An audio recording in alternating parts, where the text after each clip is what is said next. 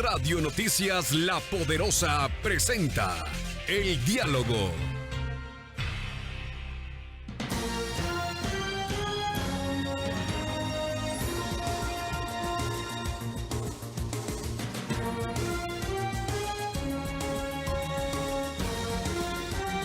Bueno, esta mañana vamos saludando con Rosana Bonilla, es jefa de investigación de la Red de Instituciones Financieras de Desarrollo, para hablar un poquito. Ellos tienen un estudio, realizaron un estudio y precisamente Rosana fue la autora de este estudio, que denota la inclusión financiera en el Ecuador. Ve que hay un porcentaje importante de la población ecuatoriana que no es parte del sistema financiero, que está al margen del sistema financiero. Entonces usted no puede recibir un crédito, no puede ir al banco a solicitar que le ayuden si es que va a poner un emprendimiento, si es que usted tiene un negocio que hacer. No puede porque no está dentro de esta red financiera de desarrollo. ¿Cómo está, Rosana? Muy buenos días. Bienvenida a Radio Noticias. Muy buenos días, muchísimas gracias por este espacio, tanto a Gustavo como a Osvaldo. Muchísimas gracias por permitir que estemos aquí. Como usted bien señala, yo represento a la Red de Instituciones Financieras de Desarrollo.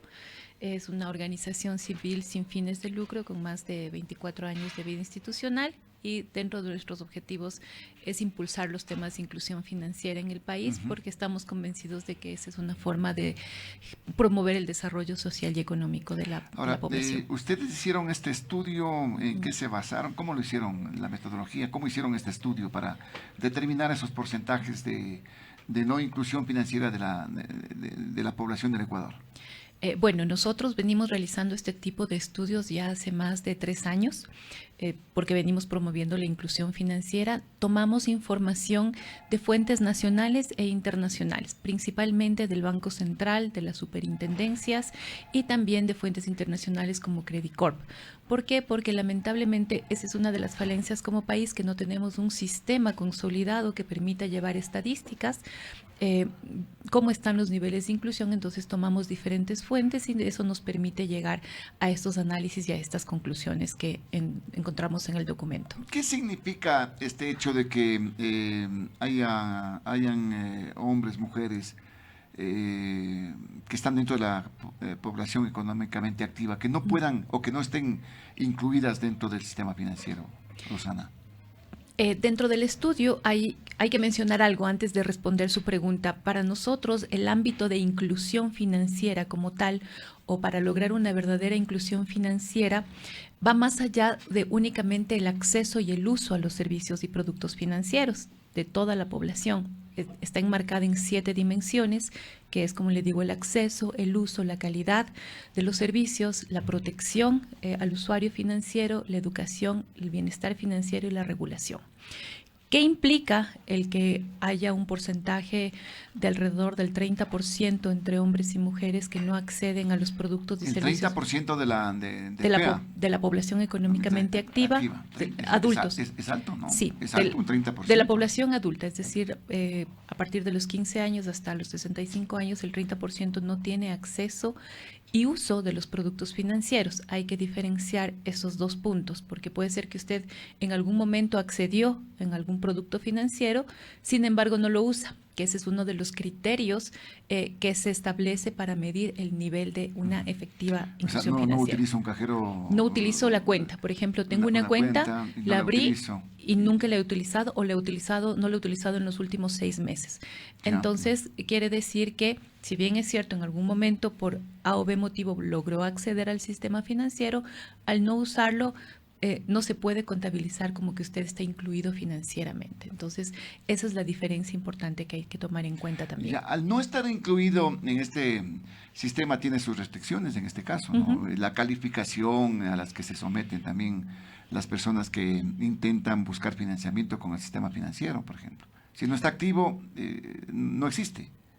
Sí, ahí hay 2 elementos que destacamos dentro del documento también. Es estas barreras que de entrada, o tanto desde el lado de la oferta como desde el lado de la demanda, que tienen tanto las personas como las entidades financieras para lograr esta inclusión. Entonces, si usted no está activo dentro del sistema financiero o no trata de ingresar al sistema financiero, obviamente el acceso a ese financiamiento es un poco más difícil, lo cual, por eso es que promovemos que esto suceda, porque al acceder a un sistema financiero formal le permite a los usuarios en general lograr mayores fuentes de financiamiento en mejores condiciones y demás, a que tener que recurrir a una fuente informal con todos los riesgos que esto implica. La población que de pronto no está bancarizada, no tiene una cuenta dentro de una cooperativa, dentro de un banco, es de pronto esta gran incidencia que ha tenido la falta de no empleo. La gente ha hecho su propio emprendimiento. Sí. ¿Hablamos de porcentajes? Es importante destacar dos temas. Cuando hablamos de inclusión financiera y del dato que les decía del 30% que no accede, eso quiere decir que el 70% de la población ha accedido a algún producto financiero. Pero si nos referimos a esto, pueden ser una cuenta, cualquiera que esta sea corriente de ahorros o demás, o un crédito. Entonces, cuando hablamos de crédito específicamente, solo el 30% de la población ha accedido al crédito. ¿Sí? Entonces hablamos que el 70% puede haber tenido o tiene una cuenta, no obstante, solo el 30%, es decir, 3 de cada 10 tienen acceso al crédito. No quiero decir que sean sujetos al crédito, sino que han logrado acceder a un crédito. Con las implicaciones que esto tiene, como usted bien señala, por los diversos aspectos que estamos viviendo en la parte social, económica y demás, el acceso al financiamiento es un elemento importante y por eso cuando hablamos de inclusión es que promueve el desarrollo social y económico de la población y del país. Y es por eso que la red, dentro de su ámbito de acción, es que promueve estos elementos. Y no solo el acceso como tal, sino acompañado de calidad, de protección al usuario, de educación financiera, bienestar financiero, regulación óptima, que es lo que busca la inclusión y que consta en el documento. Esa sería una frase clave en esta entrevista, digamos, la educación financiera. Pocos tienen, digamos, esa capacidad de saber manejar, digamos, su dinero a través de la banca u otras instituciones, pero la mayoría no, o sea, la educación financiera.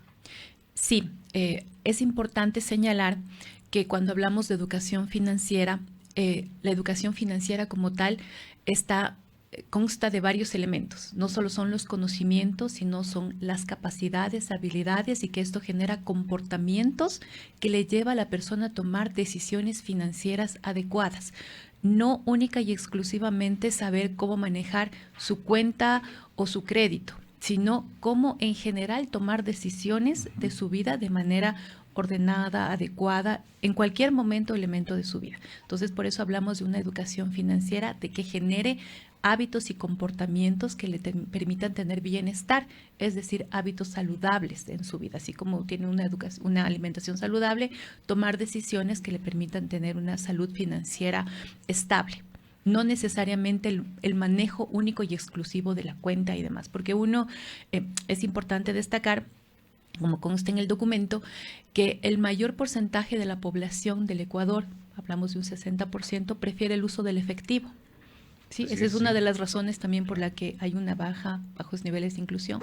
Prefiere el uso del efectivo.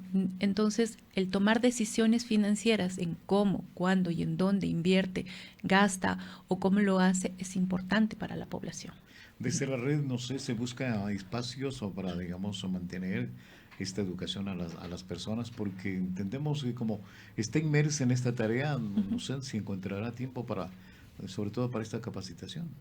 Sí, es importante señalar que desde hace, como les comentaba, desde hace 7 años hemos venido impulsando dentro del país tanto una estrategia nacional de inclusión financiera como de educación financiera, porque esto no puede ser un esfuerzo aislado de una organización o de ciertas organizaciones de manera aislada o del propio sistema financiero. ¿Autoridades? Sí, es por esto que en el 2023, en noviembre del 2023, ya se aprobó tanto la Estrategia Nacional de Inclusión Financiera, que la hemos venido trabajando desde el sector público y privado, ya se aprobó como una política pública, y también en este año ya se lanzó y se aprobó la Estrategia Nacional de Educación Financiera, en la que se busca incluir dentro, por un lado, también dentro de la malla curricular desde los niños de edades tempranas, porque desde ahí es donde usted empieza a generar hábitos saludables, tanto como la población que ya somos activos, que ya estamos fuera del ámbito de educación formal, sino ya somos usuarios financieros.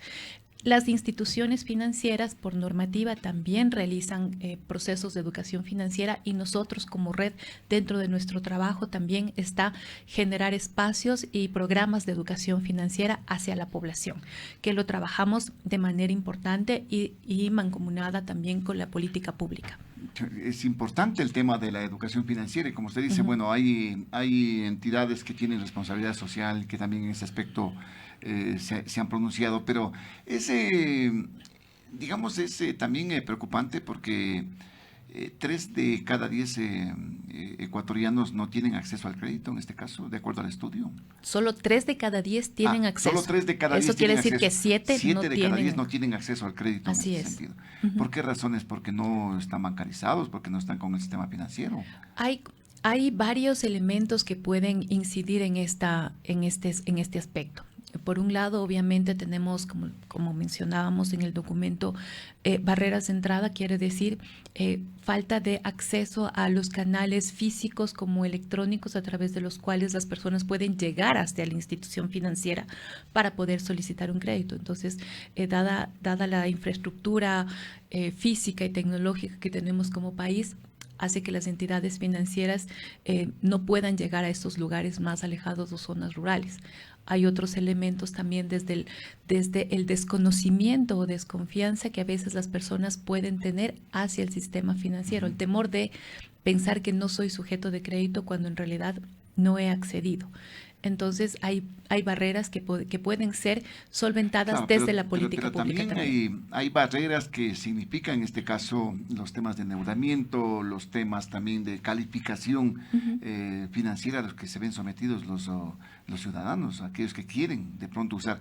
Y otros también podrían ser los costos, en este caso, del sistema financiero, de los productos que se tienen. Precisamente eso es lo que se busca con la política y Estrategia Nacional de Inclusión Financiera. Identificar claramente cuáles son esas barreras desde el lado de la oferta, es decir, desde el lado de las entidades financieras, para adecuar los productos y servicios, revisar cuáles son esos temas que están un poco restringiendo un poco el ingreso. Cuando hablamos de lo que usted señala de la calificación, más allá de la calificación, y ese es un principio de protección al cliente, el no sobreendeudar a la persona, tengo que hacer un análisis claro de cuál es la capacidad de pago.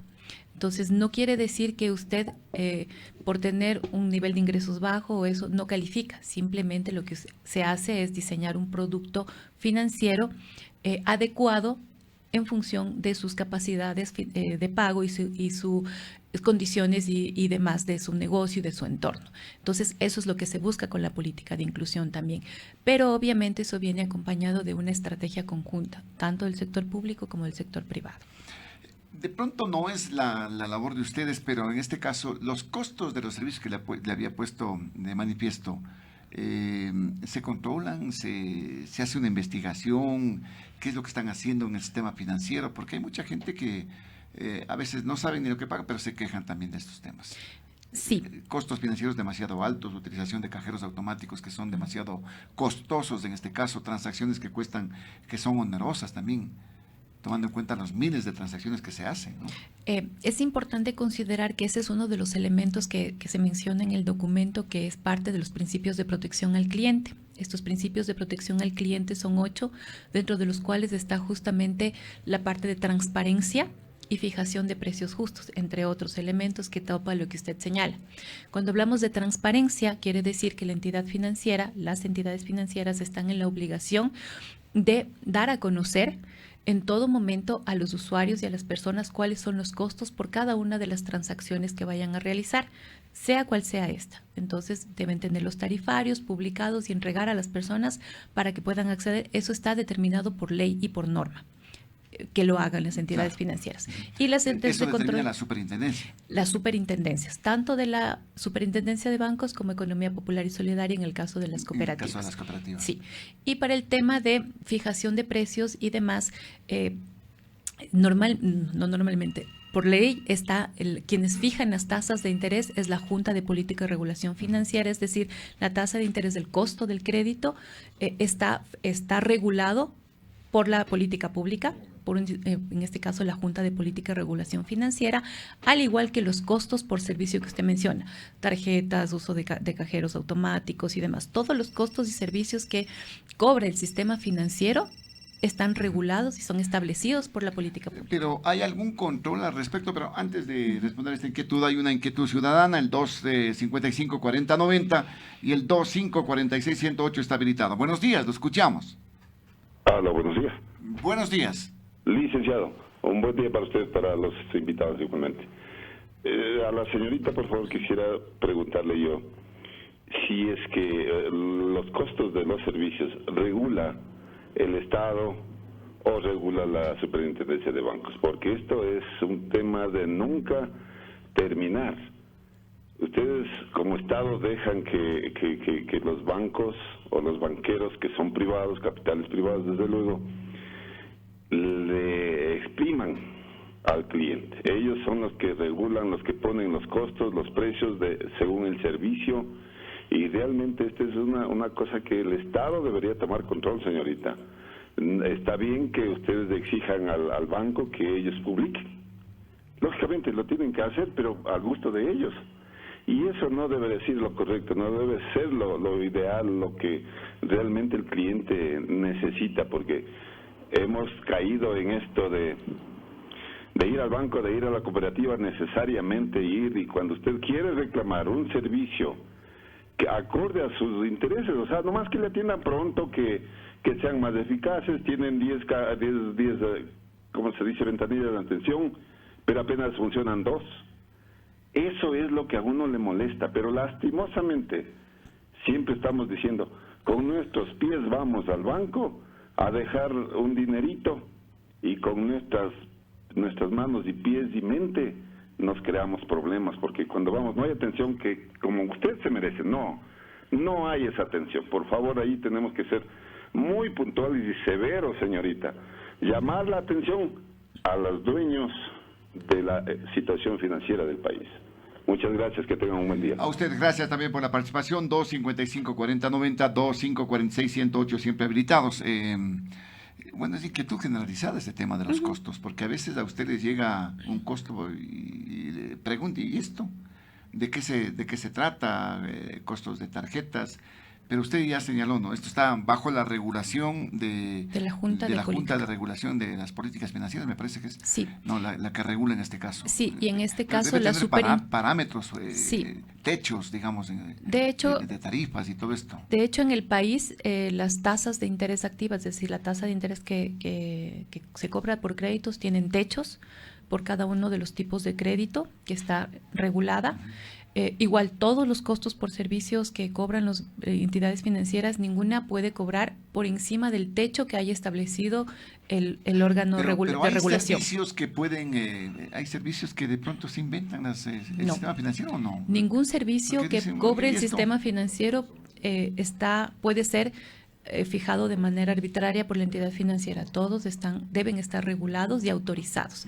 Y las superintendencias hacen el control, y el Banco Central también hace el control de que las tasas de interés no excedan los techos establecidos, porque si no están sujetos a sanciones, al igual que los costos por servicios. A ver, hay inquietudes ciudadanas, el 255-4090 y el 2546-108 habilitado. Buenos días, lo escuchamos. Buenos días, señor Morocho y a la invitada. Está muy bien el tema de la bancarización, pero para mi punto de vista es un término mal usado. Estamos invitando a la ciudadanía a incorporarse al sistema financiero cuando el sistema financiero está aprovechando de los usuarios. En este caso, ¿le parece a usted correcto que un microcrédito llegue a un 26% de tasa? Cuando en el extranjero una tasa de interés llega máximo hasta el 5% para emprendimientos y empresas. Entonces, y a las grandes empresas como pymes y grandes empresas les dan a una tasa del 9% al 11%, cuando al emprendedor le dan al 26%, 28% en promedio. a pesar que hay los techos, porque el Banco Central determina los techos, nadie puede pasarse de los techos, pero la tasa sigue siendo excesivamente alta para un país dolarizado. Entonces, el rendimiento en el último año los bancos han generado utilidades por miles de millones de dólares. En este sentido, la bancarización es un beneficio para la banca, no para el usuario. ¿Qué harían ustedes? ¿Qué debería hacerse para bajar la tasa de interés? Esa sería una de las preguntas. Muchas gracias, señor. A usted gracias también por las inquietudes. 255-4090, 2546-108 habilitado. Buenos días, lo escuchamos. Buenos días, el doctor Terán me saluda. La inquietud de los bancos es que no dan el trato como debe ser para los ciudadanos. Es más, usted haga un oficio, y les reto, haga un oficio a cualquier banco, sobre todo al del Austro y al internacional. Nunca no lo quieren ni recibir el oficio, para que le respondan de los pedidos que uno quiere. Pero para presionar los pagos ipso facto son número uno. ¿Quién me habla en una época de pandemia? Dice algunos oficios para pedir lo que la ley exigía. Hasta la actualidad no me han contestado. Entonces no hay quien les haga cumplir. Pero eso sí, son los deudores que vea el Banco del Pacífico, el Banco del Auto, más de 19 millones, algunos bancos deben al Estado. Y mientras tanto nosotros como ciudadanos, pagando los intereses que a ellos les crea sus conveniencias, seguimos así de tumbo en tumbo. Buenos días. Gracias por las inquietudes. 255-4090 y el 2546-108 siempre habilitados. A ver, Rosana, vea las inquietudes ciudadanas. Sí, bueno, muchísimas gracias y es importante siempre escuchar a la ciudadanía, a la población, y esta es parte Cuando del proceso. Acá va a escuchar a los ciudadanos. Sí, somos muy participativos. Y eso es bueno, es interesante. Igual nosotros dentro del trabajo que hacemos como red siempre estamos en el campo que le decimos nosotros con las entidades, con las personas, para entender cuáles son esas necesidades y eso poder llevar a plasmar en temas de inclusión financiera. Primero, importante señalar que, como bien indicaba el caballero en su primera intervención, nosotros no hablamos de bancarización, hablamos de inclusión financiera. Además, sí. Una aclaración simplemente, no son ente estatal por si acaso. ¿no? Exacto, no. Somos una organización sin fines de lucro. Exacto, una corporación civil sin fines de lucro. Y por eso hablamos de inclusión financiera. Y por eso cuando empecé mi intervención indiqué cuáles son los ámbitos de la inclusión financiera.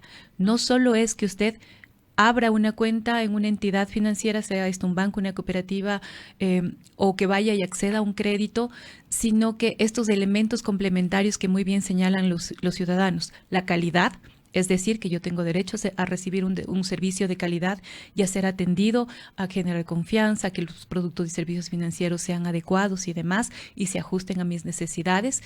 Por otro lado, cuando hablábamos... que sean asequibles. Exacto, y que sean, y por eso hablamos de acceso. Cuando hablamos de acceso es precisamente estas características, ¿no?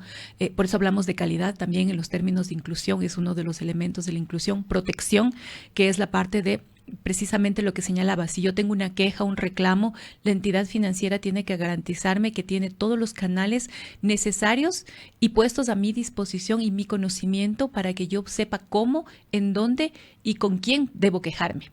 Y que mi reclamo sea atendido. Pero había el defensor del cliente en los bancos. Sí, existe todavía. No sé si es que funcionan, no funcionan. Mucha gente, usuarios de la banca, no saben de este tema. Ahí viene la parte de educación financiera también. Ahí Claro. y prefieren no cumplen con su tarea. No cumplen con la tarea, exactamente. Y a veces los defensores del usuario. Más que eso es que las personas no necesariamente conocen entonces por eso hablamos de transparencia, de que haya esta información, de que se le indique cuáles son los canales. Inclusive los ciudadanos tienen la capacidad o la facultad de ir a las superintendencias, según corresponda, bancos o cooperativas, y presentar ahí su queja para que sea atendida siempre y cuando la entidad financiera no le hayan respondido. Estos elementos forman parte del análisis que hacemos dentro del documento en lo que tiene que ver con principios de protección al cliente, que es un elemento complementario a lo que es inclusión financiera. Entonces, por eso hablamos de una verdadera inclusión. Esto es fundamental. ¿Se puede incidir dentro de lo que también decía el amigo oyente? La tasa para los emprendimientos acá en nuestro medio es bien alta, sinceramente. 23%. Tiene sus connotaciones, ¿no? Uh-huh. Por el seguimiento, por los riesgos que implica el tener ese tipo de crédito. y decía es diferente a la otra tasa, ¿no? Que pueden darse a otras empresas, pero se puede bajar a través de la banca pública, otro tipo de iniciativas. Las cooperativas están por la misma onda, ¿no? Sí. Tasas altas, tan reguladas lógicamente, pero son altas. Hay que tomar en cuenta un factor importante dentro de los elementos de la inclusión financiera en los que venimos trabajando como organización, es que el precio, que en este caso del dinero, que es la tasa de interés, está compuesto por varios elementos. ¿Qué quiere decir? Mi tasa pasiva, es decir, lo que me cuesta a mí obtener los recursos para poder tener, porque el dinero no es que es del dueño de las cooperativas o de los bancos, sino de los ciudadanos que depositan los recursos. Ese es el ejercicio de intermediación, los costos operativos como tal, el costo por riesgo que usted muy bien señala, y principalmente. Entonces, ¿cuál sería un elemento importante, interesante que se podría hacer, como usted bien señala, es abaratar los costos, ya sea gastos operativos, los costos de fondeo, los costos por riesgo, que en este momento son importantes, dada el contexto económico que estamos viviendo también como país. Y sobre todo, considerar las diferencias en los procesos metodológicos para la concesión de un crédito. Lo que hablábamos hace un momento, medir la capacidad de pago, tal vez de una empresa que ya está constituida y demás. Hay elementos que me permiten determinar con mayor certeza la capacidad y el riesgo que puede tener ese negocio frente al de un emprendimiento que está en una idea, que esté en una etapa inicial, todos los riesgos de que eso implica, de que efectivamente puede continuar y obviamente llegar a un feliz término, por decirlo así. Entonces, esos elementos son importantes que se deben considerar al momento de establecer los costos por tasas de interés y demás. Hay que entender que en el ámbito del sistema financiero y la bancarización y todo esto que tienen que tener los ciudadanos, bien o mal, sirve para tener un préstamo dentro de lo que significa la legalidad, porque de pronto, si no está bancarizado, no está dentro del sistema financiero, usted se somete a veces al chulco o a otro tipo de financiamiento que eso no... Donde la tasa de interés del chulco supera los 1.300% sumamente alta, ¿no? anual, ¿no? Sumamente alta. A ver, rapidito con las sí. inquietudes, sean puntuales por tema de tiempo. Estamos ya con nuestro invitado acá, el siguiente invitado en el estudio. Buenos días, lo escuchamos. Licenciado Morocho, un gusto a los tiempos que pude comunicar. Lo que yo quería hacerle una pregunta a la señorita invitada es que, ¿por qué las cooperativas de ahorro y crédito cuestan los intereses más altos que los bancos? Nosotros siempre nos quejamos de los bancos, pero si el banco da un préstamo de 16% y la cooperativa 23%, ¿cómo es eso? Que si se podría explicar. Muchas gracias, muy amable. A usted, gracias por la inquietud. Otra inquietud, buenos días, lo escuchamos. Buenos días, señores periodistas, buenos días a la señorita entrevistada. Yo quería hacerle una consulta. Lo que pasa es que yo tenía una deuda con el CENESID por problemas educativos y en la pandemia no pude pagar a tiempo, pero renegocié la deuda y estoy pagando ya 2 años tranquilamente y no me ha atrasado un solo día. Entonces de eso me hacen el problema en los bancos para adquirir una tarjeta de crédito. Necesito la tarjeta de crédito no porque, mejor dicho, porque pienso viajar en lo futuro, entonces estoy averiguando cómo hacer, porque ustedes saben que para viajar en efectivo no hay como cargar sino con una tarjeta de crédito. Entonces me hacen problema por eso de que yo en la pandemia no he pagado, pero insisto, yo me puse al día, renegocié y estoy pagando 2 años normalmente. Debe estar todavía en la central de riesgos entonces.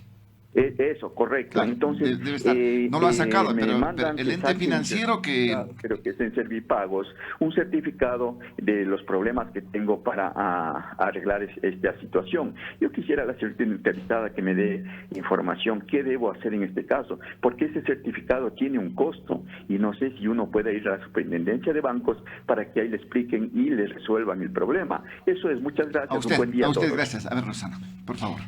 Bueno, respecto de la primera consulta, como bien señalábamos hace un momento, los créditos tienen diferentes techos. Entonces, puede ser que el señor está accediendo en una cooperativa a un crédito de micro donde la tasa de interés del techo es del 25% promedio, en tanto que un crédito de consumo, la tasa de interés es del 16%. Entonces puede ser que por eso haya las diferencias, pero habría que entender cuál es el elemento que está Pero sí accediendo. están autorizadas Los techos de tasas de interés es lo mismo para el sistema financiero en general. Entonces, indistintamente, pero obviamente usted tiene un techo. Es decir, no puede pasarse de eso, pero dependiendo de la gestión interna que tenga bajo estos elementos que mencioné, costos operativos, costos de fondo y demás, la entidad financiera puede tener tasas de interés inferiores al techo máximo. Usted no puede superar el techo, sin embargo, puede cobrar menos.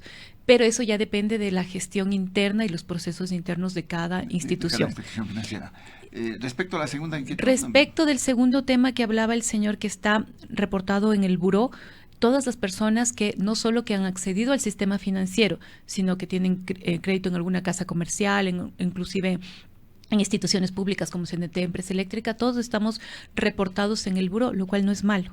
Es bueno porque eso le ayuda a tener un historial crediticio y le puede facilitar el acceder a un crédito, a una institución financiera formal.